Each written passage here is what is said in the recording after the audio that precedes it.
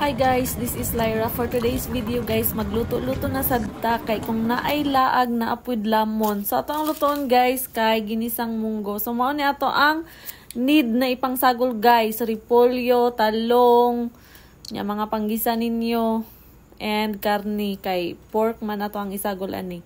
So guys, first kay magpainit mo og kaldero butangan ninyong mantika kay ginisa gani. Nya gisahon ninyo inyong luya, apos bombay, bala na mo, isabay na ninyo, na amoy unahon, dira kamo na ibala, kamo biton mukaon. Ya, after ana guys, kaya ato ang ilunod, ato ang pork. Ya, pag malunod ato ang pork, ya, syempre, halo-halo na sa nato na, no, lain po, ibutang na nung pasagdan na nimo, nagluto gani ka, meaning ikaw ang mo tansya, ikaw ang mo timing. Ya, after ana guys, ako kay ginabutangan akong pepper.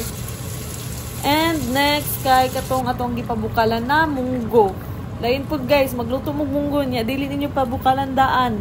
Niabtan mo 48 years dira. Nya after na guys kay ihalo-halo na sad, mix. Imekos-mekos. Then guys, pabukalan kadali, din dagdagan og sabaw. Kay ganahan matag sabaw guys.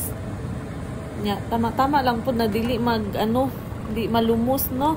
Nya butangan og kanang bitsin, asin para nailasa guys. Ayo pag siguro parata din butangan na tog talong, ihalo na to tong talong guys kay favorite ng bayan, di ba? Favorite man ninyo ng talong. Oh, nya pabukalan din ilunod na to ang repolyo. Simple lang kayo na tong recipe guys kay wala kayo mga gulay diri sa Japan. I mean naaman siya pero dollar kaayo. Nya kana lunod na to na nya pabukalan na sa dato kadali. Nya pag magbukal na siya taod-taod guys, maluto na na. Ayaw po siguro ninyo pasubra pabukal inyong gulay guys kay malata na. Basta kamo may nagluto, kamo may timing, basta kani ako ang ginaluto, pwede na makaon. Bye.